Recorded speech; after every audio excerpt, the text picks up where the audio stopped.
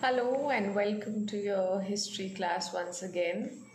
Hope you have read the previous portions that I have been teaching you in the last classes. Today we'll conclude the lesson by telling you something about the social unrest and the political changes that took place during that time in Europe, that is from the 14th century to the 17th century. In the previous lecture, I told you about the crisis that existed in Europe. So, uske accordingly, I told you something about the three rotation of the crops, about soil erosion that took place, about the bubonic plague, और इन सब reasons की वजह से जो production था वो कैसे कम हो गया और कैसे लोगों को काफ़ी परेशानी उठानी पड़ी। तो उसी टॉपिक को आगे बढ़ाते हुए आई जस्ट फर्स्ट एक्सप्लेन और क्या क्या परेशानी हुई और फिर उन परेशानियों का फ़ायदा किसने उठाया और किस तरीके के पॉलिटिकल चेंजेस आए उसके बाद। फर्स्टली जो जब bubonic plague आ गया and during that time lots of imbalances took place, and I told you that the produce जो था agricultural produce that was reduced and the labor charges or wages got increased, क्योंकि जो farmers थे तो उन्होंने अपने जो wages थे जैसे सैलरी बोलते हैं या जो उनको पैसा मिलता था काम करने के लिए, so that they increase in the sense कि दे सेड कि जब हम अपनी लाइफ रिस्क कर रहे हैं बाहर जाके काम करने में और तो हमको ऑब्वियसली हमको ज़्यादा पैसे उसके लिए चाहिए, क्योंकि हम लोग like they are going out, it was a epidemic I told you, and that people were going out and still working, risking their lives, so they demanded for more money. So the income of the landlords decreased, क्योंकि उनको ज़्यादा पैसे देने थे अपने जिनसे उनको काम करवाना था, काम तो करवाना ही था ज़रूरी, और जिनसे करवाना था वो ज़्यादा पैसे मांग रहे थे, so they had to give, but at the same time वो देना भी नहीं चाह रहे थे, जो लैंडलॉर्ड्स थे वो इतना पैसा नहीं देना चाह रहे थे। So in the desperation what happened कि जो लैंडलॉर्ड्स थे उन्होंने कॉन्ट्रैक्ट्स बनाना शुरू किए, like people will work on contract basis, so the money given to the farmers was very less according to those contracts. So these and the tax system was another reason. तो taxes तो farmers को देना ही देना है, वो high taxes थे, उनको उतना उनकी इनकम उतनी हो नहीं रही थी जितना उनका जो उनकी होनी चाहिए थी। थर्डली कि जैसे कि दोज फार्मर्स जो प्रॉस्पेरस थे ऑलरेडी, जिनका काम बहुत अच्छा चल रहा था, उनको भी सफ़र करना पड़ रहा था। So they started rising in revolts against the landlords, mutiny जैसे करने लगे। So from 1358 to 1381 we see a lot of small revolts coming up in England and in France. और जो लैंडलॉर्ड्स थे वो किसी तरीके से उन्होंने अपने पावर से ये जो रिवोल्ट्स थे उनको तो रोक दिया, they were able to control the revolts, but at the same time they could not control the mentality of the people, which was changing, because especially in bigger cities where the farmers were in a financially better position, ज़्यादातर जो revolts थे वो बड़ी cities में हो रहे थे, तो उन लोगों को ये चीज़ रियलाइज़ हुई लैंडलॉर्ड्स को कि जब हम इन लोग को अगर फार्मर्स को इनकी मर्ज़ी का पैसा या नहीं देंगे या उनको वो ज़्यादा तकलीफ़ में रखेंगे तो they will revolt against us, but they were also very cunning and very powerful because they knew कि हमारे पास आर्मीज़ हैं, सोल्जर्स हैं जो ऐसे रिवोल्ट्स को कंट्रोल कर सकते हैं और लोगों को अपने कब्जे में कर सकते हैं. So again in this whole situation जब सोशल अनरेस्ट की बात आती है तो हम बोलते हैं that a number of revolts occurred from 1358 to 1381 in France and England because of this increase in the wages and the contract system, and the people risking life in spite of the plague that was existing in the atmosphere. And जो feudal lords का जो hold था वो कम होने लगा. जब feudal lords का hold कम होने लगा तो एक तरीके का पॉलिटिकल चेंज आने लगा. Right now I told you in the beginning of the chapter that there were 3 orders. तो पहले उस ज़माने में, now you have to understand this, that in that period firstly the system of administration was like a pyramid. ठीक है, सबसे ऊपर king है, राइट. उसके नीचे जैसे जब हम 3 ऑर्डर्स की बात करते थे तो सबसे ऊपर क्लर्जी होता था, फिर नोबिलिटी होता था, फिर फार्मर्स होते थे. लेकिन अब क्लर्जी के ऊपर भी कौन आ गए? किंग्स और queens, right. And they started taking advantage of this situation, and they thought कि this is the right time. हम लोग क्योंकि रिवोल्ट्स हो रहे हैं, हम लोग लैंडलॉर्ड्स की मदद करेंगे, रिवोल्ट्स को कंट्रोल में करेंगे, लोगों को अपने अंडर में करेंगे. सो दे sent their armies to control the revolts in various places.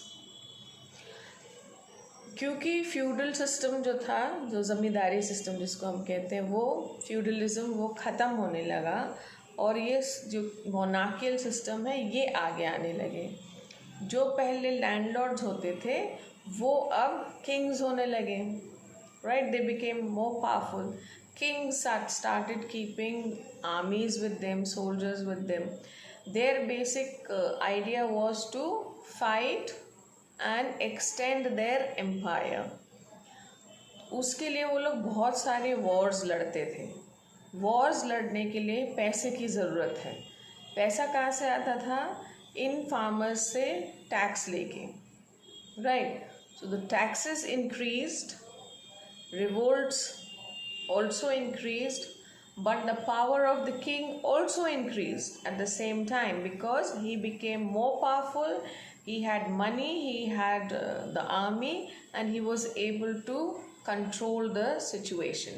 तो उस ज़माने में किंग लुइस द 11th ये फ्रांस के थे, मैक्समिलन थे ऑस्ट्रिया के, देन हेनरी द 7th थे इंग्लैंड के, then Isabel and Ferdinand again, they were from Spain, and they became like, they are called absolutist kings, monarchs, in the sense कि जब जो राजा होता है वो समझने लगता है कि उसके पास डिवाइन पावर्स हैं, यानी कि भगवान के बाद वही है. तो the clergy also came down. Okay, the king thought that now I am the ultimate power, I am next to God, so whatever I say and do, it will be done and followed by everybody. Got it? So the kings started ill-treating, they were like ill-treating their kingdom, the people living in the kingdom, in the way कि उन लोगों को सिर्फ 2 चीज़ों से मतलब था. अपना एम्पायर कैसे बढ़ाना है, एक्सटेंड करना है, चाहे वो लड़के करें चाहे शादी करके अलायंसेस बना के, फ्रेंडली अलायंसेस से करें. So they were only interested in increasing their wealth and power. They were not interested in the people living in their kingdom, कि जो पेजेंट्स थे या जो फार्मर्स थे वो कैसे जी रहे हैं, वो टैक्स पे करने की हालत में है कि नहीं, उनके घर खाना है कि नहीं. these things they were least bothered about them. उनको इन सब चीज़ों से मतलब नहीं था. टैक्सेस उन्होंने सेट कर रखे थे, लोगों को उन्होंने इंस्टॉल कर रखा था कि आपका काम है टैक्स कलेक्ट करने का. उनके पास टाइम से टैक्स आ जाता था. जो नोबिलिटी थी, यानी कि जो वज़ीर लोग होते हैं या मिनिस्टर्स लोग होते हैं, वो कैसे अपना पावर मिसयूज़ कर रही थी, इन सब के बारे में उन लोगों को नहीं मालूम था. So the king is the ultimate, he is like God, he is least bothered, he has everything with him. जो नोबिलिटी थी वो अपने आप को किंग से कम नहीं समझती थी, क्योंकि वो उसी का काम था सारा टैक्सेस कलेक्ट करना. तो कैसे कलेक्ट कर रही है irrespective of the way they are collecting, उनसे उनको मतलब नहीं था. क्लर्जी था जो उसका ही they also understood that to be in the same vicinity or to be at the same power, they have to be in good books with the kings and queens. So somehow the kings and queens also respected them in a manner that they should be respected, क्योंकि हर action से पहले उन लोगों से सलाह मशवरा किया जाता था, जो उसके प्रीस्ट हैं या बिशप हैं, जो भी उस एरिया के हैं. So the clergy and the kings and the queens were at the top of this pyramid. Next were the nobility, then the soldiers, and then the farmers, right? तो चाहे वो थर्ड ऑर्डर के लोग थे, चाहे वो फोर्थ ऑर्डर के लोग थे, they were the ones who were bearing the brunt of the whole thing and paying the whole taxes. Now जब ये सिस्टम ऑफ टैक्सेस शुरू हुआ, सो काफ़ी साल तक लोग ऐसे ही टैक्सेस पे करते रहे. But then after we see in the 16th and the 17th century, there comes a time of revolutions where the parliament, okay, when the जो मिनिस्टर्स थे या जो यही जो फोर्थ ऑर्डर के जो लोग थे, जो बैंकर्स और बिजनेसमैन और लॉयर्स थे, इन लोगों को लगा कि अगर ऐसे ही ये लोग अपना जो किंग्स और क्वींस हैं वो ऐसे ही अपना पावर को मिसयूज़ करते रहेंगे तो काम नहीं चल पाएगा. So it is very important to have a hold and a check on the king. So a parliament was formed, and this parliament, in the various revolutions that occurred in the 16th century and the 17th century, जैसे कि French revolution है या British revolution है, तो इन सब में उन्होंने aristocracy यानी कि मोनार्कियल सिस्टम को they tried to pull it down. Then the parliament became more important, they had more powers, but that was also for a very short period of time. कहीं कहीं पार्लियामेंट काफ़ी सालों तक उन्होंने Kings के powers को check किया और they started to control the situation, but that did not last for a long time. अगर किंग जो था वो थोड़ा सा भी ज़्यादा इंटेलिजेंट या ब्रेव या ये म्यूटनी को कंट्रोल करने की स्थिति में था, तो वहाँ पे उसने पार्लियामेंट को आगे आने ही नहीं दिया. So after some time we see that the parliament again goes down and the kings again come in the forefront and they ruled England and France for a very very long time in a very tumultuous cruel way, like despots. The right word will be despots. Despots matlab dictators.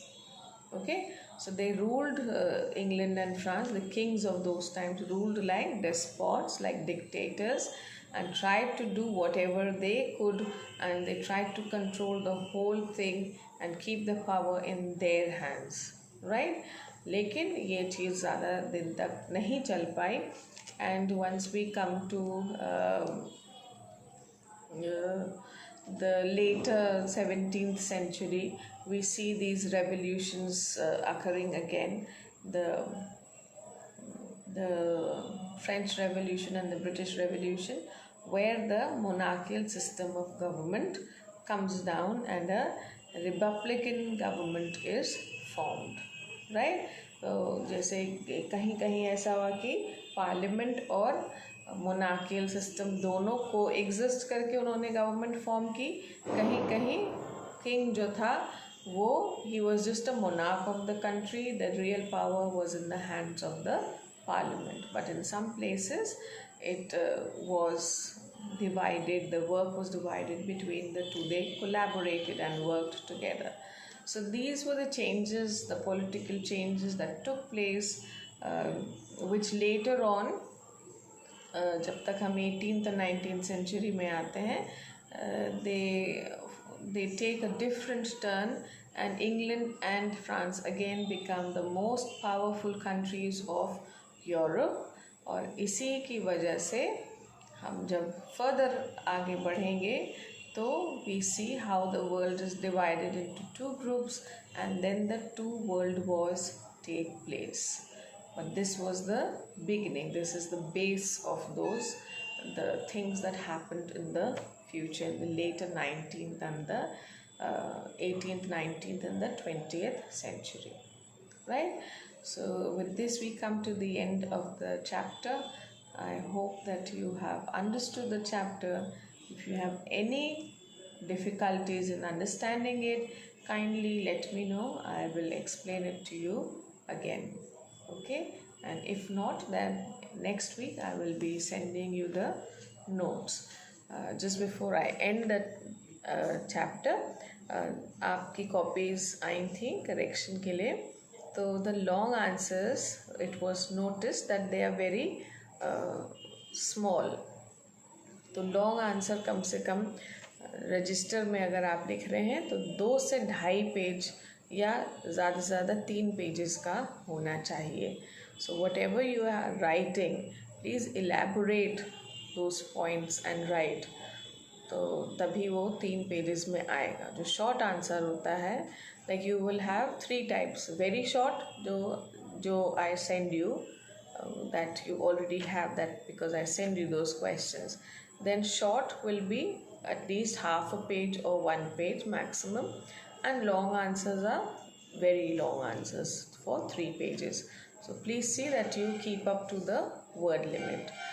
And agar everything is fine and you come back to school and we meet, then of course we'll be telling everything in detail and explaining you everything in detail in the school also, right?